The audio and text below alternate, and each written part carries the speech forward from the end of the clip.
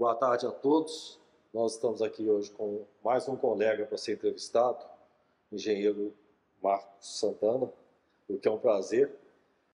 Esse projeto, Marcos, é um projeto da história da engenharia narrada por ex-alunos da Escola de Engenharia da UFMG. Estamos aqui na Associação de Ex-Alunos, onde também se encontra instalado o Centro da Memória da Engenharia, aqui na Rua da Bahia 52. Então, esse projeto ele tem uma proposta de ser editado e todas essas entrevistas estão sendo colocadas na rede para que todos tenham acesso. Então é um prazer recebê-lo aqui, viu? Aproveito para agradecer a presença da Consuelo, do Lázaro Borges, também colegas aqui, ex-alunos, e agradecer ao CREA-MG pela oportunidade de estar promovendo esse projeto. Então, Marcos, realmente é um prazer conhecê-lo. Eu sou o Bernardo Abraão, presidente da associação no momento, e nós temos aqui curiosidades a cada depoimento dos colegas. Então, eu vou iniciar a nossa conversa pedindo a você que nos fale um pouco do jovem Marcos, se é de Belo Horizonte, se veio para Belo Horizonte, se estudou aqui, até a sua trajetória, até um processo seletivo junto à Escola de Engenharia. Bom, eu fui honrado com esse convite para vir aqui, porque realmente eu tenho uma boa parte da minha vida, que não é muito curta, ligada à Escola de Engenharia.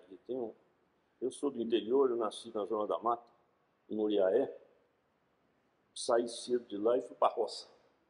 A roça que eu digo, mas já tinha alguma coisa a ver com engenharia, porque a roça que eu digo é porque meu pai era engenheiro, formado aqui, inclusive. Meu pai era engenheiro, estava tocando uma obra aí no interior.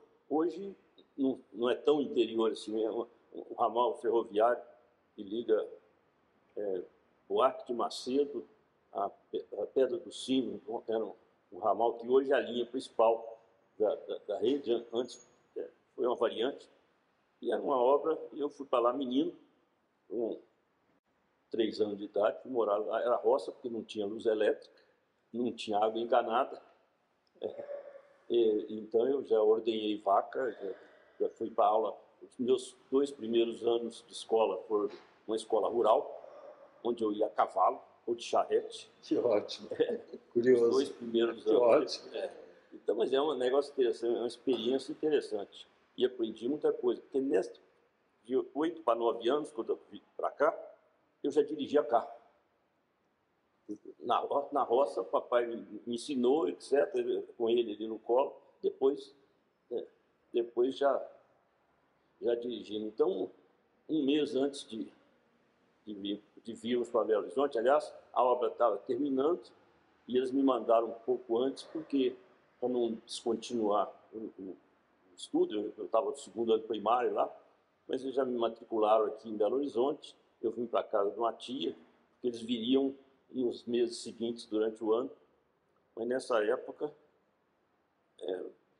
estou falando do atrevimento da juventude naquela época, um mês antes de vir para cá, eu entrei na cidade, chama hoje município, naquela época era um distrito de Lafayette, Cristiano Ottoni, era um distrito... Só uma parte, lá nasceram minha mãe e meu tio, tá?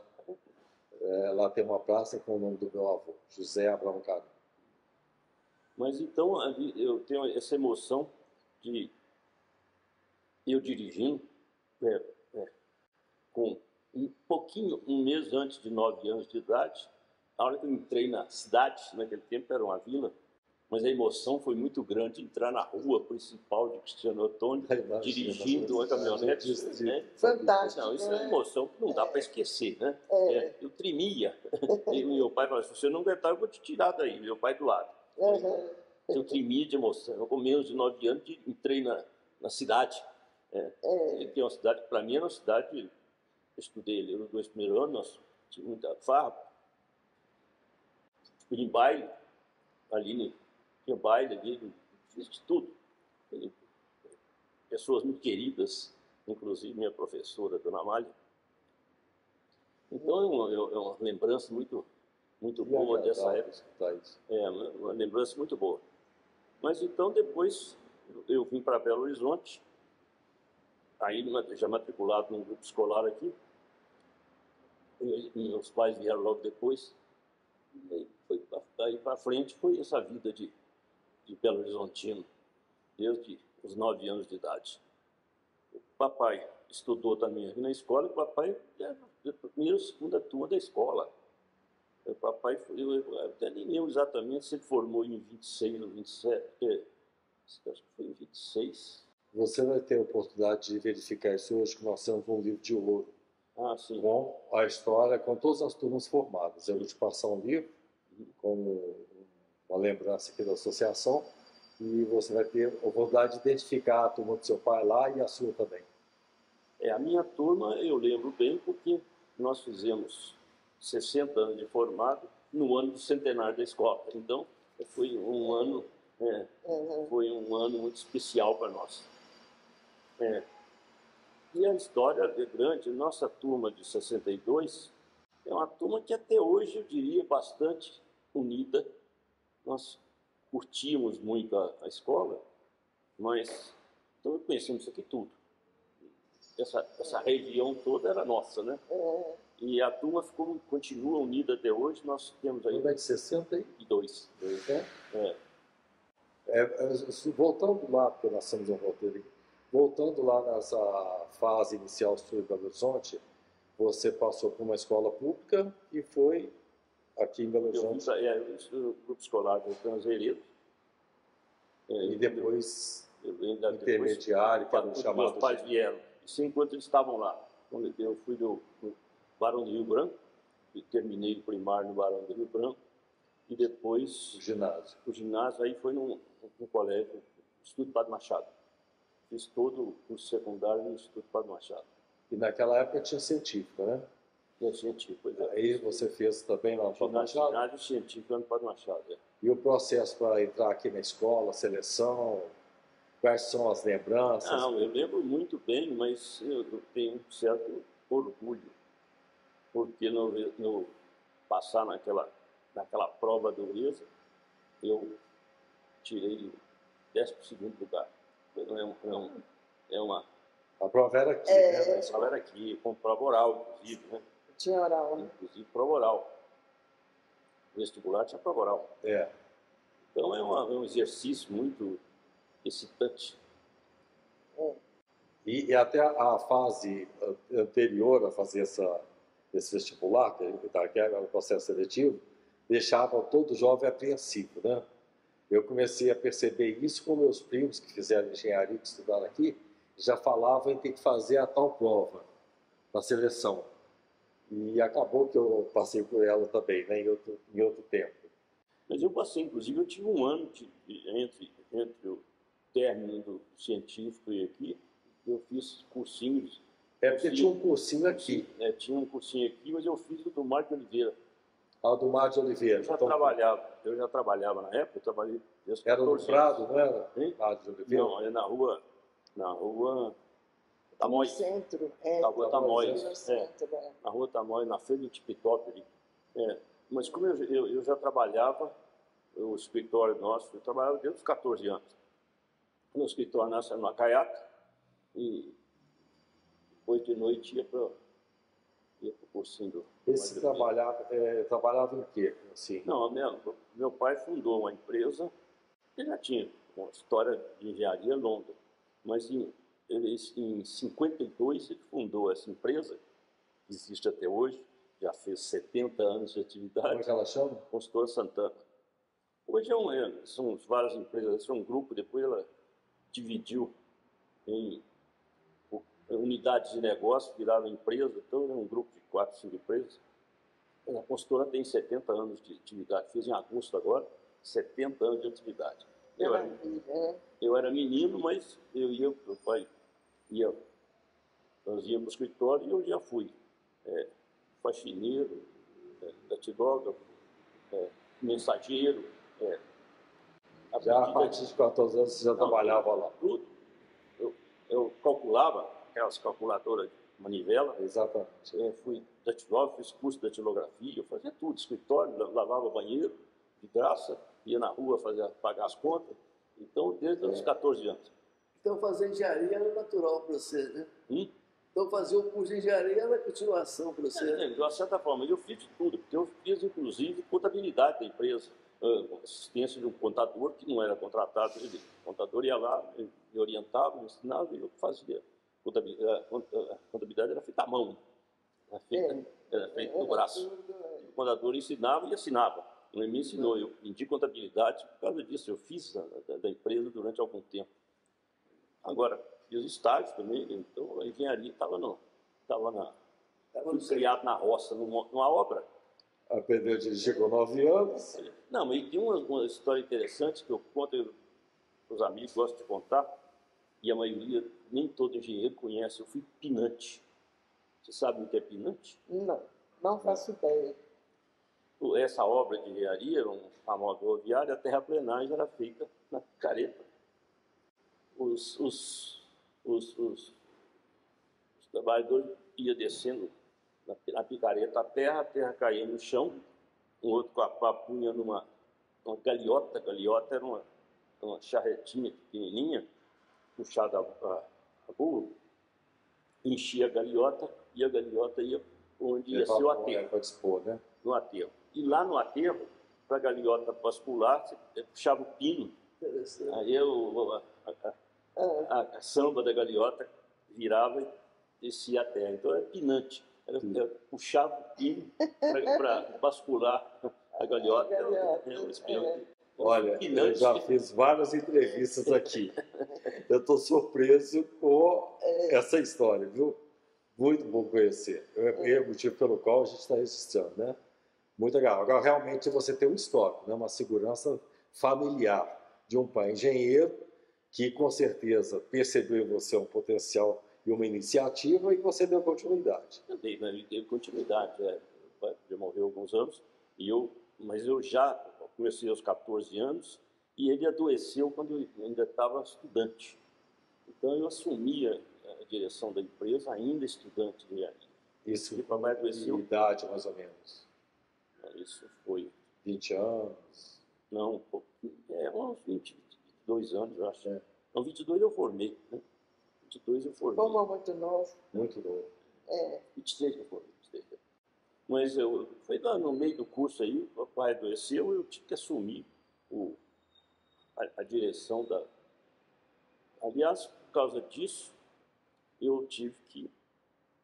Eu acho que eu falei para vocês, eu fui professor aqui e tive que deixar exatamente por isso, porque a empresa tocava a obra. Na época eu era professor e tinha uma obra a 600 quilômetros daqui. Nossa. Então era duro, e tinha que ir para a obra e voltar para dar aula. 3 dias da semana eu ficava aqui, ia para a obra, os outros dias sacrificava um e outro. Então eu deixei. Ô Marcos, aqui na escola, para a gente depois passar para essa parte profissional, como é que foi sua relação com colegas? Porque é distinto, né? Quando tem um colega que já tem uma iniciativa privada, eu tinha colegas que já eram empreendedores, que tinham até empresas aqui dentro da escola. E tem aqueles que são menos ativos, assim, profissionalmente. E você já entrou como quase como um empresário, né? Então, como é que foi a sua relação com o corpo docente? Porque eu me lembro, ainda na época em que eu cursei, os professores eram todos formais, muito formais. Usavam terno, gravata, colete, tudo mais. No seu tempo, que impressão foi essa? Como até você mesmo falou, você veio de uma experiência na roça, em um trecho que seu pai atuou, e teve toda uma oportunidade de vivenciar essa questão do empreendedorismo. Aí você veio para uma escola que tinha um rigor, uma instituição que trouxe para você uma série de informações para a sua formação profissional. E as impressões que você teve entre já um empresário, né, um profissional atuante, e um profissional em potencial aqui dentro da escola, na relação com os colegas, com os professores. Que memórias você tem disso? Qual que era a sua impressão? Olha, foi muito boa. Eu sempre lidei muito bem. Como eu disse, eu fui muito bom no vestibular, eu era estudioso. Então, tá, no entanto, que eu, já no terceiro ano, quando terminei o terceiro ano, fui convidado para monitor de uma cadeira, fui monitor de eletrotécnica. no quarto e quinto ano, eu era monitor da cadeira de eletrotécnica. O professor Márcio Duval me convidou e eu fiquei. Terminado, formado, fui convidado e continuei como assistente. Por mais 3, 4 anos. Na metade do quarto ano, o professor Márcio Duval morreu e eu assumi a cadeira como titular. Eletrotécnica geral. Para curso civil e os outros, menos eletricistas. Foi meu professor. Ainda, outra coisa, meu currículo, a coisa mais importante é que tinha uma aluna desse Você está vendo? Só sempre gentil, Marcos. Desse naipe. Gentil. Isso é currículo, né? Uma aluna desse naipe. Então, foi aí, eu fui assumir a cadeira por 2 anos. Mas aí, com o negócio dessa obra a 600 quilômetros de distância, eu tinha que, para atender mais ou menos, não era fácil atender bem os dois lados. E eu precisava atender. Eu já era engenheiro da obra, mas era gestor da empresa. E tinha que dar aula, preparar, fazer o negócio. Realmente, eu não fui relaxado. Isso bem jovem, menos de 30 anos. Muito precoce. Que trajetória precoce, hein, Marcos? O problema é que o tempo passa e a gente fica velho, né? Mas o humor continua, né, Marcos? Não, eu tenho tentado conviver o humor, pelo menos eu tomo um gelo, limão, um pouco de humor todo dia. Ajuda, né? Bastante. Mas essa obra 600 quilômetros, onde que era? Divisa com Goiás? Na divisa com Mato Grosso. Mato Grosso? Essa obra especificamente que me obrigou. Eu toquei Rodovia? Rodovia? No canal de São Simão. Era um acesso ao canal de São Simão, lá na ponta do Triângulo Mineiro. A divisa já com Mato Grosso. Foi uma obra importante, viu? O Triângulo Mineiro. Não, foi sim. É uma cidade importante, porque ela ligou aquele triângulo, era abandonado. Foi aquilo que eu fiz a última etapa. Mas eu trabalhei em Uberaba, Uberlândia, eu trabalhei em obras mais perto também. Eu sou de Araxá, sou muito perto. Essas obras, para minha família, foram muito importantes. Araxá, Sacramento, eu toquei. Sacramento foi uma obra. Toquei Araxá, Sacramento. Aí era mais perto. Araxá, Sacramento, Chegava em Franca, estado de São Paulo. Ô Marcos, essas obras, então, fala um pouco dessas obras para nós registrarmos aqui toda essa trajetória sua profissional e da empresa também, por onde vocês andaram. Eu fiz alguns trechos de estrada, fiz várias pontes por aí afora. Trabalhei como engenheiro, enquanto eu era engenheiro, fiz várias obras por aí, em Minas. Fora de Minas, o que foi, se pudesse dizer? A empresa já trabalhou várias obras, mas aí eu já não era engenheiro de obra mais. Mas eu acho que fora de Minas, trabalhei em Goiás, trabalhei em São Paulo, uma obra em Furnas, no estado de São Paulo. Trabalhei em Goiás, não estou lembrando muito mais coisas, não. Mas sempre obra de estrada, terraplenagem, depois pavimentação e algumas pontes por aí afora. Por acaso você trabalhou com o Geraldo Dirceu de Oliveira? GDO. Vamos falar dele um pouco. GDO, ele é um grande companheiro. Eu sempre tinha que bater continência para ele, né? Tinha que bater continência para ele, mas o GDO sempre foi um grande companheiro. A construtora Santana sempre foi muito grande referência de construtora, com muitas obras, né? Sempre. Não obra demais, não, mas ela tem uma história boa. Essa é uma história que nós demos uma sacudida na década de 90, quando nós decidimos não fazer mais obras públicas. Que a relação com a obra pública era muito difícil. Vários dos problemas que aconteceram nesse país foram decorrentes da relação público-privado em obras públicas, todo mundo tem notícia. Então essa relação era muito difícil, mas não estava dentro do nosso compliance, da nossa filosofia, que meu pai deixou desde o princípio.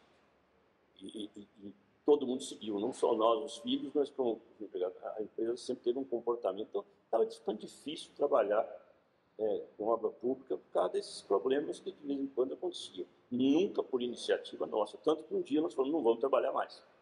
Na década de 90, nós ainda fizemos 2 obras, porque tínhamos ganho concorrência antes, e o Aécio assumiu o governo e foi lá no escritório pedir para a gente tocar. Nós tínhamos ganho concorrência e não tinha se iniciar lá. Não terminamos 2 obras que tínhamos ganho antes. E nunca mais entramos em concorrência na obra pública. Aí fomos trabalhar para o setor privado. E o principal é quase o único cliente nosso da consultora, é um cliente muito poderoso e difícil que chama Vale. Ela é muito exigente, poderosa, então a gente sofre, porque ela mas a empresa melhorou muito. Cresceu demais. Hein? A Vale cresceu demais. Ela é poderosa. Não, o problema da Vale, o poder da Vale é muito grande, que passa para os engenheiros da Vale que estão no campo, que são prepostos.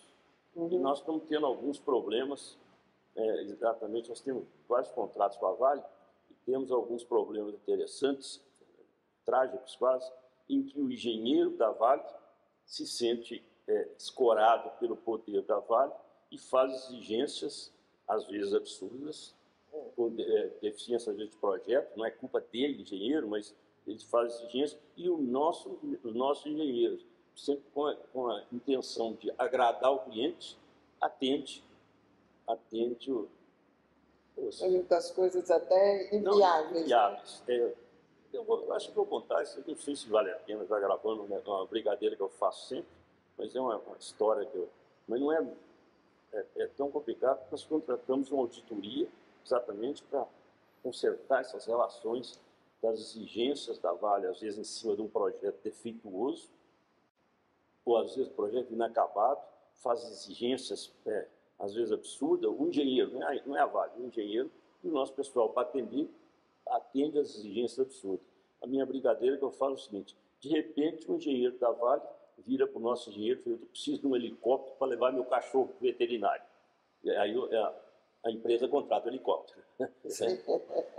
Essa é a imagem que eu tenho. Porque é assim, a exigência é muito grande. Agora está melhorando, nós contratamos uma consultoria, estamos fazendo tentando consertar essa relação de maneira mais profissional no campo. Porque a Vale não faz essa exigência, mas o engenheiro faz. Sim. Ele se sente poderoso o suficiente para fazer exigências às únicas. E não é de má fé, não é desonesto, não. É despreparo. Achando que está fazendo o melhor, defendendo o cliente dele, achando que é bom para o cliente dele, para o chefe dele, que é a Vale, e o nosso pessoal atendendo, achando que está agradando o cliente. Então, essa é uma relação difícil quando você trabalha para clientes muito poderosos. Isso vale para o comércio também. Isso vale para o comércio. Você vai comprar numa loja pequena ou numa barraca de rua, você pode fazer exigências, etc. Mas você vai comprar para um grande supermercado, você vai ter na regra dele, né? Ele põe a regra. Né? Agora é muito tempo, né? 70 anos de empresa, tem muita trajetória. Inclusive, assim, tem alguma obra de destaque, uma ou 2 obras de destaque? Bom, é bem pretencioso dizer obra de destaque. Não sei o que. Alguma rodovia mais extensa, duplicação? Nós trabalhamos em vários pontos, mas isso, no tempo da obra pública, fizemos esse trecho para que eu comecei lá no canal de São Simão, uma obra importante naquela época. Patos de Minas até BR-262, Patos, um acesso. Cássio, meu irmão, trabalhou Patos. Pois de Patos até 262, uma obra de importância. Diziam que trabalhando para todo lado aí. E na Vale, são obras de estrada, pontes? Não, na Vale são na mineração? Na mineração, infraestrutura para mineração. Infraestrutura, né? Infraestrutura para mineração. Nós temos vários contratos com a Vale hoje, e vários pontos de Minas. Mantém ainda esses contratos, né? E tem no norte lá, com um subsidiário da Vale, que é a Mineração Rio do Norte, também obras. Na área da estrada de ferro também, não? Não, na Estrada de Ferro, eu trabalhei em Estrada de Ferro aqui perto de... Aqui, como é que chamava? Ligria Fábrica, por ali? Não, trabalhamos aqui no Estrada de Ferro. Aqui, e nossa origem era de Estrada de Ferro, né? Não de superestrutura de Estrada de Ferro, mas aqui... E hoje a Quantos Vale é anos? concessionária dessas estradas quase todas, né? Inclusive para Vitória. A Vale é muito importante, porque quase ninguém fala nisso, mas a construção pesada aí de Belo Horizonte, se você pode, boa parte das empresas estão trabalhando para a Vale ou para a CSN, para a Anglo-América, hoje, né? Realmente viraram grandes contratantes, né? Não, nós trabalhamos para a CSN também, trabalhamos para a CSN, sofremos um bocado, nós trabalhamos... Nosso cliente mineração, hoje só vale mineração Rio do Norte, mas trabalhamos também para a CSN. São mais irmãos assim na empresa? Só você? Ou tem mais engenheiros na família? Não, nós temos... A empresa ainda continua familiar. O irmão logo depois de mim Também ex-aluno aqui?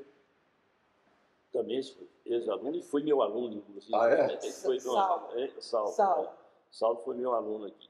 Depois, o outro irmão é muito mais novo, ele é engenheiro e ele está nas empresas nossas, mas mais na área da parte imobiliária, não é a parte de construção, não. O Saulo trabalha mais, não, é mais do conselho também, como eu. Você está no conselho? Só no conselho. Não, como é que eu vou pagar os uísques? Seus uísques, né? Eu tenho que falar, eu não sei se posso gravar assim, mas até minha mulher já sabe, eu posso falar. Eu frequento o botequim todo dia de feira. Segunda-feira, terça-feira, quarta-feira. Todo dia de feira. É verdade, isso é verdade mesmo. Hoje é no Minas. Hoje é no Minas, né? Terça-feira é Minas. Tem aquela escala aí. Essa relação com os colegas existe, Marcos? Com os seus colegas de escola de engenharia? Não, pois é, existe. Nossa turma era bastante unida, eu diria que, de certa forma, ainda é. Nós reunimos nas sextas-feiras, lá no Minas Tênis Clube, Toda sexta-feira? Toda sexta-feira, durante mais de 30 anos. Que sucesso! Uma parte do grupo, claro que não é todo mundo. A pandemia que espalhou a reunião que nós fazíamos no Minas às sextas-feiras. Um grupo de 30, 40 colegas. Legal, né? Toda sexta-feira? Que horário, hein? Em que horário? A partir de 6 horas da tarde. 6 às 8. Vai quem quer. Aí a pandemia que espalhou essa turma. Mesmo aí a nossa turma continuou se reunindo pela internet. Em número menor, claro, mas em compensação incorporou mais uns 2 colegas que não moram em Belo Horizonte, mas com a internet passaram a participar, mas o grupo é menor. Aí é um grupo bastante menor. A turma sempre foi muito unida, nós sempre fazemos, já estamos ensaiando para esse ano agora, esse ano que é os 60 anos de formato, nós já fizemos uma primeira reunião festiva e que deixou uma herança danada. Foi no dia 21 de maio, que era o aniversário da escola. Então nós fizemos, e nós comemorando 60 anos, fizemos uma reunião festiva, um almoço festivo, com umas 40 pessoas, entre colegas e algumas esposas, inclusive 2 viúvas. Mas no dia seguinte começou a correr notícia que a Covid espalhou, inclusive eu. Vários, 9 ou 12 pegaram Covid dia 21 de maio. Você também? Eu também. Numa época que a Covid ainda estava mais brava. Eu lembro, mas não teve consequências bravas, não, foi suave, etc. E basicamente foi dia 21 de maio, nós não esquecemos. E já estamos programando para a reunião agora desse fim de ano, que oficialmente são 60 anos formados, né? Essa turma não é uma parte grande da empresa, mas é uma turma bastante unida. Eu até sou obrigado a dizer, quando alguém veja, tomara que tenha passado. E tem tido um pouco de dificuldade nessa relação, esse passionalismo político da atualidade. Isso tem. tem criado alguma dificuldade. Eu Passionalismo. imagino, muito difícil, né? Porque não é lógica política. Político eu sou político desde os 15 anos de idade. Isso é curioso, até ia a gente perguntar sobre Eu isso. sou político. Você sempre tem posicionamentos políticos e ainda teve uma trajetória pública, né? Não, por exemplo, muito antes. Aos 15 anos eu já era filiado ao partido político. Ah. Aos 15 anos eu já era filiado. De lá para cá fui filiado quase o tempo todo e militante. E qual partido que era? Naquela época eu era o DN. O DN. Mas aqui na Bom escola, gosto. você participou do diretório acadêmico? Não, formalmente do diretório não participei não, porque na época então eu já trabalhava demais, trabalhava longe, fora daqui, então eu convivi, mas não fui membro do diretório. Mas a política partidária é toda, e sou até hoje. Eu sou filiado, fui diretor, fui dirigente partidário umas 2 ou 3 vezes por aí, a vida toda, eu sou militante político. Eu participei de 3 eleições. Como candidato. Como candidato, 3 eleições. Uma que nós ganhamos, hoje que eu ganhei como vice do Célio, e depois fui uma vez candidato a deputado, uma vez candidato a senador, e fui, aliás, pré-candidato a prefeito. Mas as nuances políticas aí não... E você é fundador do Novo. Sou antes fundador, ajudei a colecionar assinatura para fundar o Novo. Eu assinei. Eu ajudei a colecionar assinatura para o Novo em 2013, 12 ou 13. Colecionar assinatura e fundamos. E eu participo até hoje. Nós tivemos aqui o Hélio Lopes, que foi meu colega, foi candidato a deputado estadual. Hélio Lopes, ex-aluno aqui, pelo Novo, candidato a deputado estadual. E o outro, Rodrigo Paiva, né? Que foi candidato a deputado federal, mas eu, infelizmente, não... O sucesso eleitoral não foi muito bom para o Novo nessa eleição, não. Foi, não. Várias pessoas, os candidatos que já eram, e bons candidatos nossos, eu votei, já não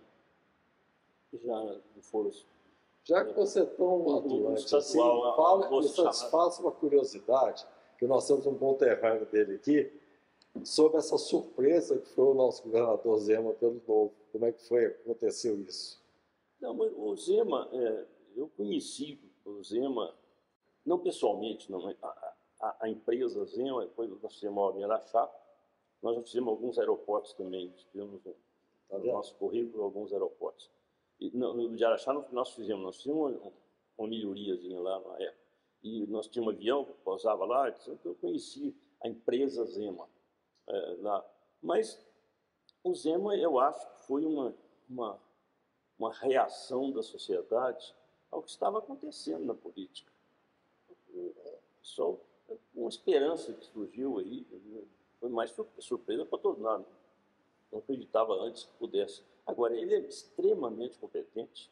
Foi uma surpresa, né? Pela competência, pela lisura, ele é competente, honestidade, a seriedade dele, né? Da empresa. Uma surpresa para todos nós, né? Pois é. Porque nós tínhamos um vício Nós achávamos que o outro candidato seria o mais indicado. E o Zema apareceu e foi uma surpresa.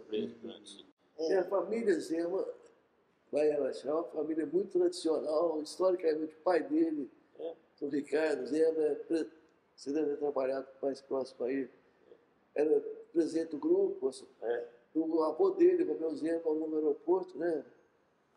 O aeroporto Romeu Zema, lá de Araxá, que fizeram, então tem isso.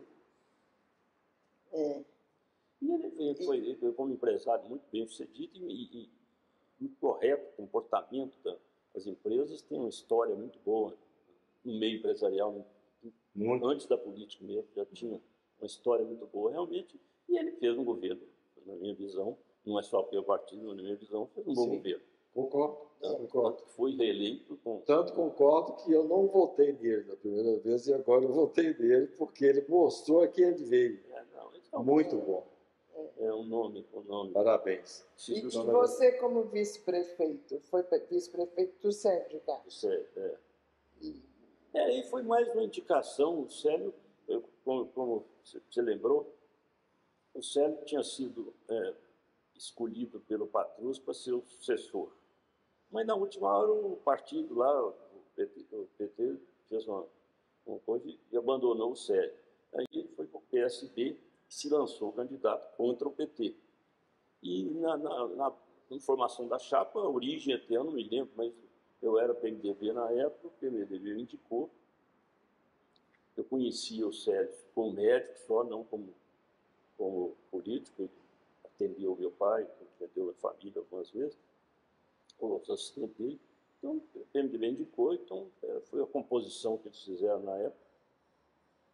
Por sinal, deu certo. Sua experiência como vice-prefeito? Não, mas é uma coisa interessante. Isso a gente aprende muito, porque, primeiro, você convive com pessoas, com muita gente, que tem um determinado nível de poder ou de autonomia, porque na empresa, teoricamente, todo mundo é subordinado. Eu era presidente da empresa, teoricamente, cada um deles é subordinado. Né? Nós é que pagamos, não sei o que tem que fazer. Na política não é bem assim. É um número muito grande, muito diverso de mentalidades, de processos, porque as pessoas têm todo tipo. Então, é uma relação muito educativa, muito construtiva. E eu tenho boas relações, eu encontro com muita gente do meu tempo de prefeitura, não rotineiramente, mas vira e mexe, a gente encontra alguém e tem sempre umas lembranças de problema, das situações em que a gente viveu naquela época. É uma experiência muito interessante. Eu, como vice-presidente, fui secretário também. Eu fui secretário, isso me cresceu um bocado, porque eu era secretário de Indústria e Comércio, mas era como se não bastasse, o Célio me atribuiu algumas atribuições, algumas outras coisas. Além de secretário de Indústria e Comércio, informalmente eu era secretário do Trabalho, não tinha secretaria de Trabalho, e secretário de Relações Internacionais. Isso me ajudou bastante, porque eu fiz várias viagens, participei de alguns congressos internacionais, fui várias vezes em Barcelona, e Barcelona é um exemplo de gestão pública, exemplo mundial, né? Não é só para mim, não, para todo mundo. Trouxemos de lá até uma empresa que nós conhecemos lá, faz o plano estratégico da Grande Belo Horizonte, com assessoria do pessoal de Barcelona. Então, isso dá uma visão global, não só mais do que municipalista, uma visão de comunidade muito interessante, ajuda bastante. Então, desde essa época, eu tenho participação corporativa grande. Identidade de classe, eu participei de várias e participo até hoje de identidade de classe, porque é o problema de tentar unificar, ou tentar conciliar interesses individuais para um bem comum, para um objetivo comum. Toda identidade de classe é assim.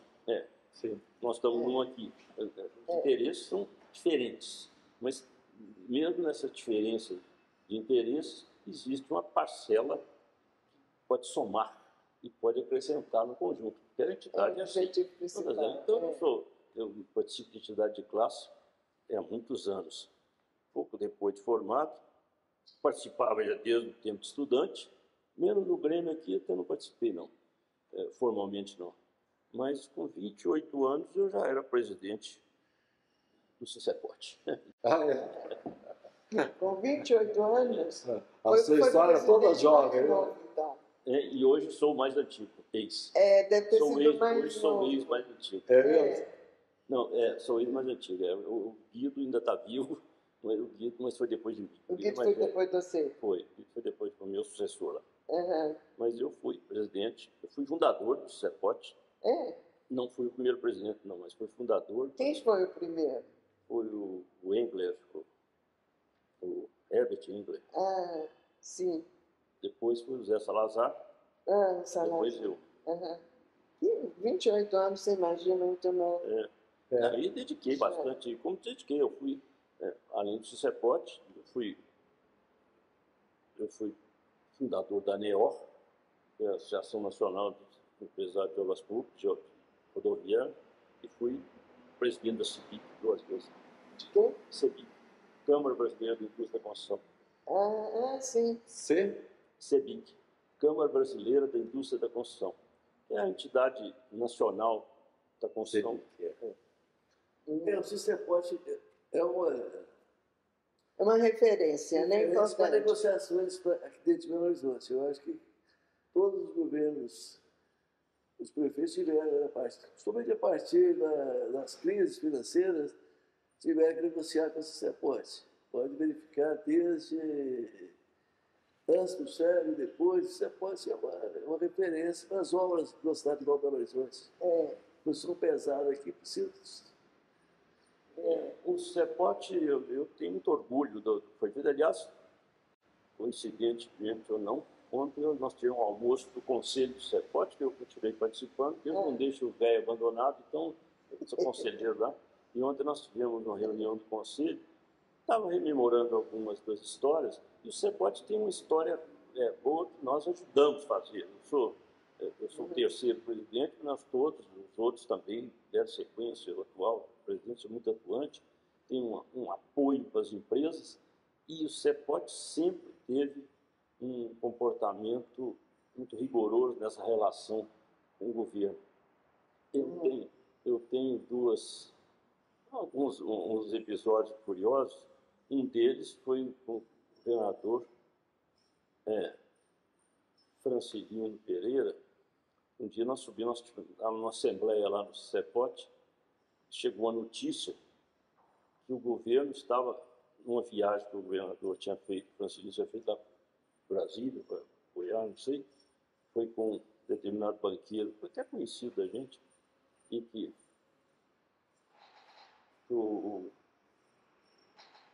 ele estava acertando um jeito do banco apoiar as empresas que trabalhavam para o Estado, mas tinha um preço esse contrapartida.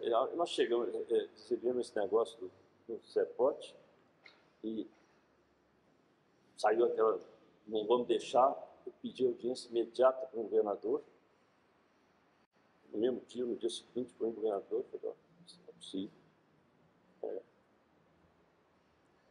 Aí ele virou para mim, não, Márcio, então eu vou ser obrigado a ir para a imprensa e dizer que o CICEPOT é contra o financiamento das empresas que trabalham para o Estado. Tá bem, governador, mas eu também mesmo vou dizer que daqui para frente quem escolhe o empreiteiro é o Citibank. Falei com ele assim, no gabinete dele. Eu me dava bem com ele. Foi um bom governador. Não, pois é, foi um entreveirozinho ali, mas não tem queixa do comportamento. Agora, ele estava seduzido por um banqueiro que até conhecido. Foi oferecer, não, nós agora, deixa que nós arrumamos os empreiteiros aí, mas nós vamos dar o financiamento das obras, não sei o quê. Quer dizer, interesse. São dois produtos, né? Você tem a prestação de serviço e tem a oneração. Então deu essa pequena... Do repasse, né? Terrível. Essas contrapartidas sempre, não é de hoje, né? Agora, você começando a dirigir com 9 anos, com tanta diversidade, estou impressionado, né? Continua ativo profissionalmente, né? E ainda tem alguma participação política, né? Então, essa trajetória toda que você teve, tem grandes registros. Claro que eu não dedico o termo. Hoje, mesmo na empresa, não sou mais engenheiro, sou ex-engenheiro, né? E mesmo sou dirigente, mas eu sou da parte estratégica, de conselho só, estratégico. Eu hoje tenho uma equipe. Eu falei, tem 2 irmãos que estão lá. Tem filhos também? Tenho 2 filhos também. Que estão lá. Estão lá, e um sobrinho, 2 filhos, um sobrinho. E tem um apenas que até meu conterrâneo foi contratado como engenheiro e hoje ele é diretor, inclusive gestor de uma das empresas. É o único que não é da família, mas o resto ainda está na família. A minha filha é economista e faz a parte de assessoria, de modo geral, ajuda muito mais nessa parte. Meu filho é engenheiro, sobrinho é engenheiro. Aliás, o comandante da consultora hoje é o meu sobrinho. Filho de Sol. Maravilha. Eu só participo parte estratégica de conselheiro, não foi. A parte de engenharia, eu não entendo nada. O Saulo e o Eduardo continuam no conselho ou estão? Não, no conselho. O Eduardo é mais ativo, mas nós, no negócio de unidade de negócio, nós tivemos 2 empresas que saíram da construção. Então, nós chamamos mais imobiliária, mas não é construção imobiliária. Fizemos alguma coisa de construção imobiliária, mas não foi para frente. Fizemos até uns conjuntos habitacionais, alguma coisa. Isso já tem mais tempo parando. Mas é na área imobiliária. Nós temos uma empresa que tem galpões aqui na região sul, aqui, galpões para aluguel, e uma outra empresa que tem um sistema muito conhecido, que é o self-storage. E, aliás, está fazendo já 15 anos. E o Eduardo é o gestor dessa parte, dessas empresas. Os galpões, vários galpões que nós temos aqui na região sul. Ali. Uhum. E o self-storage também, que é ali já tem uns 15 anos. E tem um conceito já nacional bom. O Marcos, tem algum aspecto que nós não abordamos aqui sobre sua trajetória profissional, sua relação com colegas, política, empresa, alguma coisa que você gostaria de colocar? Não, eu estou tentando atender a curiosidade de vocês, e estou com um pouco de... E foi satisfatório, viu? Quero deixar bem claro que o registro está todo... Pode ser, eu tenho medo do problema da censura aí depois. Né? Não existe isso não. Essa parte... Aliás, essa discussão, como eu falei, inclusive entre nossos colegas, então, estou achando muito triste, lamentável, porque esse passionalismo você pode gostar ou não gostar, é um direito de cada um de nós. Nós todos temos direito de gostar ou não gostar, mas tem que respeitar as preferências dos outros. Esse problema da eleição no Brasil está muito chato isso.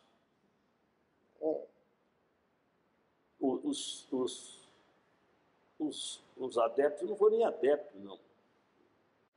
Os apaixonados pelo atual presidente estão com ódio do negócio do processo eleitoral. O povo brasileiro escolheu o que posso fazer, o que nós podemos fazer. Tem que aprender a respeitar.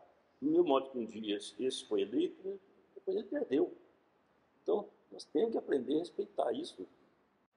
E agora, já para nós finalizarmos, nós temos aqui um propósito. Eu sou da linha construtivista. Tudo que é gerar trabalho, desenvolvimento, me agrada muito, de forma apartidária. Realmente, senão nós não vamos ter alcance, né? E a engenharia, nós temos uma proposta aqui, Marcos, de abrir esse museu para jovens estudantes, para que eles tenham conhecimento de equipamentos antigos de engenharia, as gerações de equipamentos históricos, porque todas essas gravações serão disponibilizadas para eles também, para eles conhecerem um pouco do que é engenharia e história. Então, me deixa, porque eu não saberia identificar, mas aqui tem algumas unidades que meu pai mandou trazer para cá. Ah, é?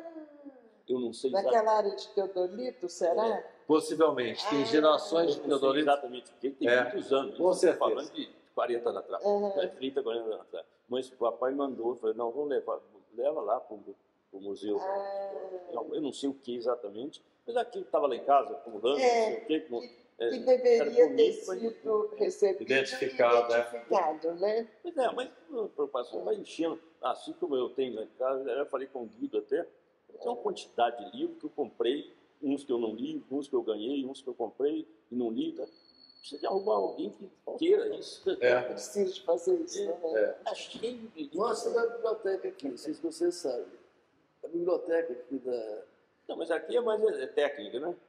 Não, tem livro de todo tipo. Porque eu comprava, às vezes, no aeroporto, comprava no aeroporto para ler, não terminava, começava a ler no aeroporto, não terminava. Livros que eu fui do lançamento de amigos que lançaram livros, que eu também não li.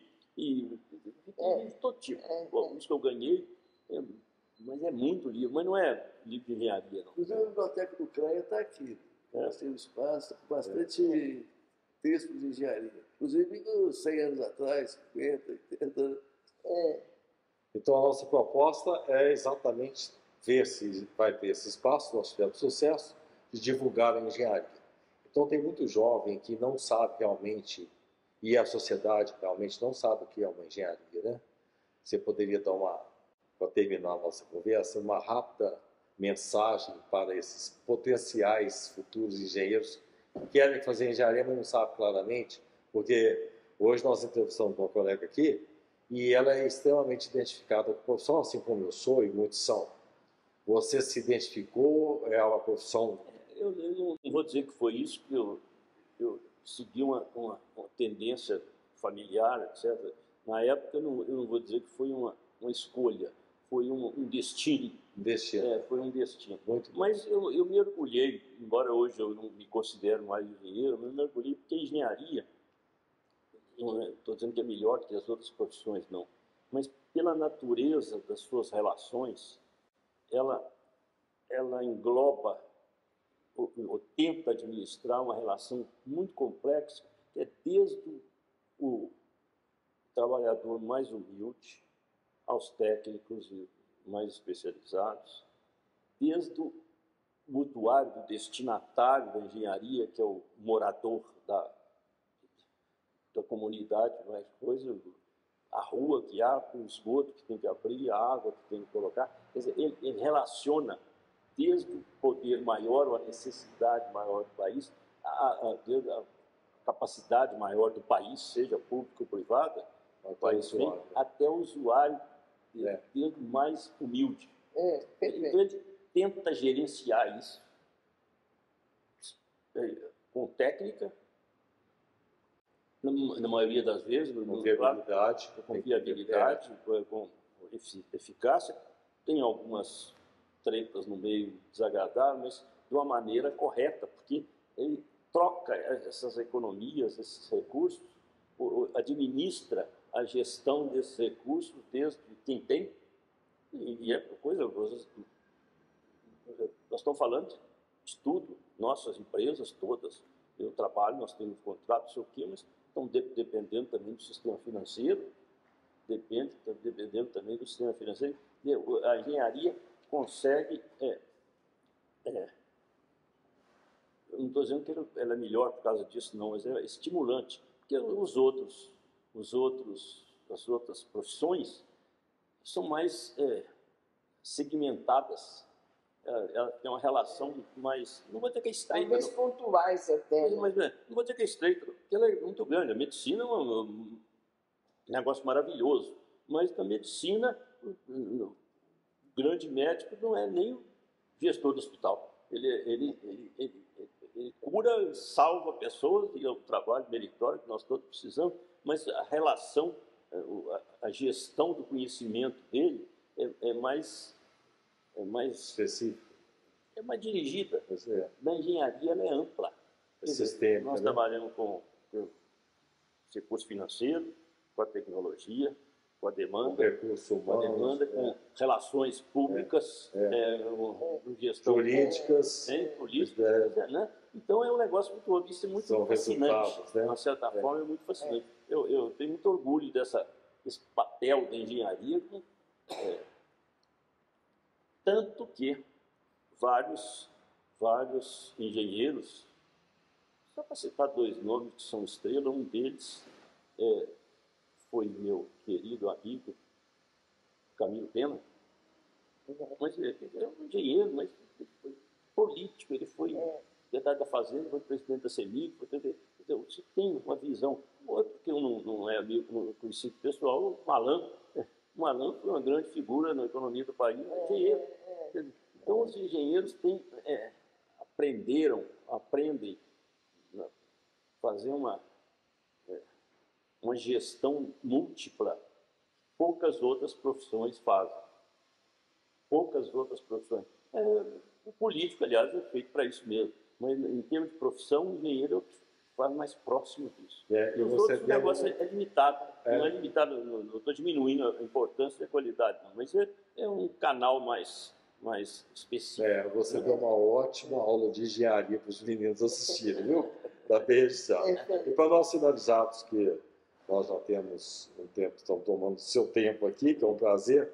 Mas desempregado, não tem problema não. É só uma mensagenzinha, sem política, né?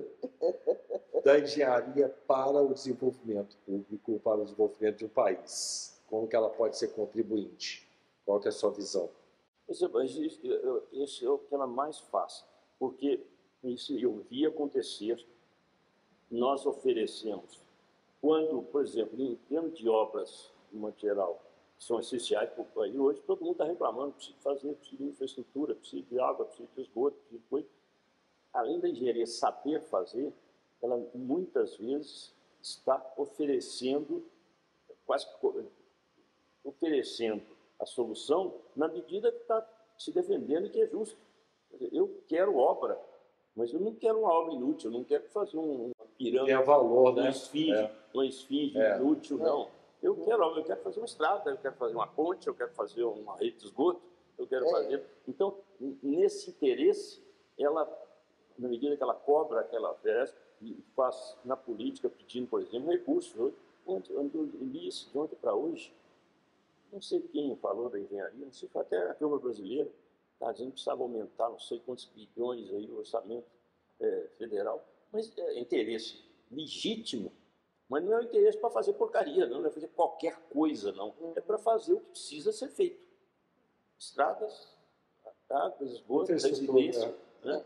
Então, esse papel da engenharia é muito interessante, porque até na defesa dos seus interesses, a contrapartida de atendimento do seu interesse é alguma coisa de interesse público, de interesse geral. Ela não está pedindo para fazer pirâmide, né? Não está pedindo para fazer monumento, não está pedindo para fazer nada que seja... sem tirar o mérito da parte artística, mas ele está querendo coisas que a sociedade precisa. Porque no passado era notório que muitos engenheiros iam para a iniciativa privada, a maioria deles. Salvo a rede ferroviária que fazia contratos, né? Talvez o DR, né, construindo. Mas, na verdade, o engenheiro hoje, na esfera governamental, ele não tem nem título de engenheiro. Ele é considerado um analista, né? Isso interfere, inclusive, na remuneração dele.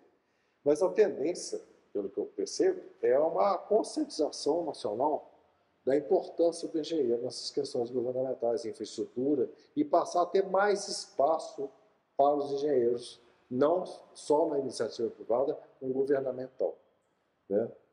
Bom, eu acho que fazendo uma comparação meio ridícula, mas o que eu acho interessante da engenharia é...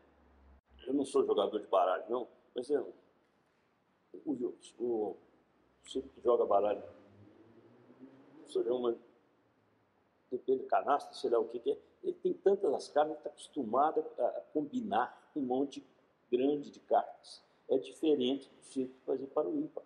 Eu não estou dizendo que não deve, que não pode, que é ruim, não. Mas quando ele faz um jogo com todas as cartas na mesa ou na mão, ele tem uma visão mais completa, mais coletiva, mais completa, do que aquele que está fazendo um joguinho de para o ímpar, não sei o quê. Perfeito. Montinho, não sei o quê. Cara, quando...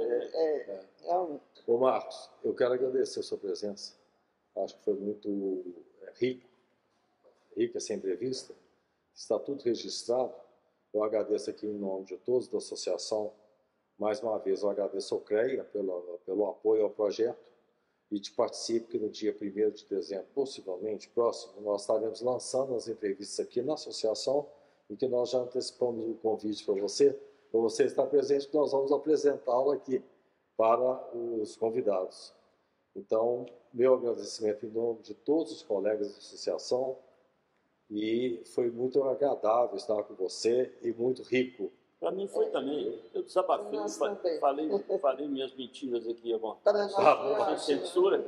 A rica trajetória. Obrigada. Muito obrigado. Obrigada mesmo.